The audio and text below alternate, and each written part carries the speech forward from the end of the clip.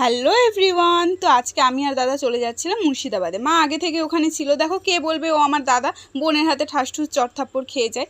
আর ট্রেনে উঠলে ট্রেনের খাবারের মধ্যে আমার সেদ্ধ ছোলা মাখাটাই বেশি ভালো লাগে। বাকি জিনিসগুলো কেন জানি না আমার ঠিক একটা পোষায় না। তারপরে ছিল খুব গরম, যার জন্য নেমে নিয়ে নিয়েছিলাম কোকাকোলা। আর সকাল সকাল বেরিয়েছিলাম, যার জন্য কিছু খেয়ে বেরোনো হয়নি, তাই একটা বাউলি নিয়ে নিয়েছিলাম। আর মা আগে থেকে ওখানে ছিল। আর এই যে এটা হচ্ছে আমার দিদা, অনেক দিন পর দিদার সাথে দেখা হয়েছিল। আর এখন আপাতত দিদাকে আমি বাড়িতে নিয়ে চলে এসেছি। এই ভিডিওটা প্রায় 1 মাস আগের, আমি দিচ্ছি 1 মাস পরে। তারপরে আমি খেতে বসে পড়েছিলাম, কারণ ওই যে বললাম সকালবেলা আমরা কিছু খাইনি। তো এখানে খাচ্ছিলাম লুচি তরকারি, লুচির মধ্যে ছাতু বা কিছু একটা দেওয়া ছিল, খেতে বেশ টেস্টি ছিল। তারপরে দেখো আবার খেয়ে নিয়েছিলাম ফ্রুটি, আর এখানে চকলেট। আর আমার দাদা আমার থেকে ফ্রুটিটা নিয়ে নিল বলে আমার মুখের জাস্ট রিয়াকশানটা দেখো, মানে আমার থেকে খাবার কেউ নিতে পারবে না।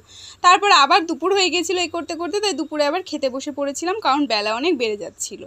তো এখানে ছিল বেগুন ভাজা, যার জন্য আমি দাদাকে দেখাচ্ছিলাম, ও খায় না। আর এখানে ছিল এঁচোড় চিংড়ি, আমি এঁচোড় চিংড়ি খাচ্ছি আর চিংড়ি মাছ দেখাচ্ছি। আর ওখানে পেছনে আমার বড়দা বলছে আগে খেয়ে নে তারপরে ভিডিও কর। তাই আমি বলছি যে না, চিংড়ি খাচ্ছি, সবাইকে দেখাতে হবে না।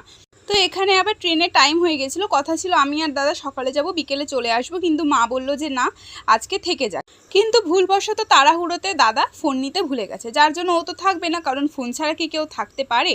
তো এখানে আমি আর বড়দা চলে যাচ্ছিলাম দাদাকে স্টেশনে ছাড়তে। আর এখানে আমার ঢং দেখো, আমি ঢং করতে করতে মানে একদম কি বলবো, সবার লাডলি, কারণ আমার পরিবারের মধ্যে সব থেকে ছোট হচ্ছে আমি, মানে আমার মাসি বাড়ির দিক থেকে, তাই সবাই আমাকে খুব ভালোবাসে। আর এখানে বড়দার সাথে আমি আবার চলে গেছিলাম মিষ্টির দোকানে। আর না খাইয়ে কি ছাড়ে, আমি খুব একটা ভালো মিষ্টি খাই না, কিন্তু মিষ্টিটা ভালো ছিল। এটাকে কি যেন বলে, আমার ঠিক আপাতত মাথায় আসছে না, তবে খেতে খুবই টেস্টি ছিল।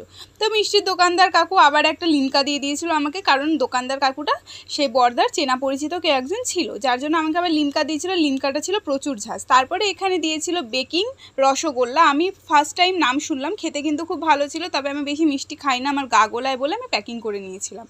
তো এখানে যাওয়ার পথে পড়েছিল অশ্বক্ষুরাকৃতি হ্রদ। তোমরা যারা যারা ভূগোলে অশ্বক্ষুরাকৃতি হ্রদ পড়েছো তারা কিন্তু অবশ্যই বুঝতে পারবে অশ্বক্ষুরাকৃতি হ্রদ কী।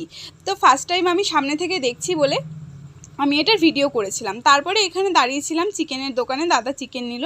তারপর বাড়ি গিয়ে, এটা হচ্ছে আমার মেজো মাসির বড় মেয়ে, মানে আমার মাসি বাড়ির ফ্যামিলিতে সব থেকে বড় দিদি হচ্ছে এটাই। তো এই করতে করতে সেই দিনটা পুরোপুরি কেটে গেছিলো। আর পরের দিন যাওয়ার কথা ছিল বাড়িতে, তাই দেখো সকাল সকাল রেডি হয়ে চলে যাচ্ছি আমি এখন বাড়ির দিকে, আমি আর মা। তো আমি এখানে কিনে নিয়েছিলাম মাজা আর একটা বারবান বিস্কুট, কারণ ট্রেনের খাবার আমার খুব একটা ভালো লাগে না, সেই জন্য। তো এখানে ট্রেনের থেকে বাইরের দৃশ্য দেখতে কিন্তু খুবই ভালো লাগে। আর এটা হচ্ছে কৃষ্ণনগর ঢোকার পথের ব্রিজ। যখন আসছিলাম দূর থেকে মায়াপুরের স্কন দেখা যাচ্ছিল, যার জন্য আমি ভিডিওটা করেছি। আমি জানি না তোমরা দেখতে পাচ্ছ কিনা, তবে কিন্তু ভোরবেলা একদম রোদটা পড়েছে, খুব সুন্দর লাগছিল।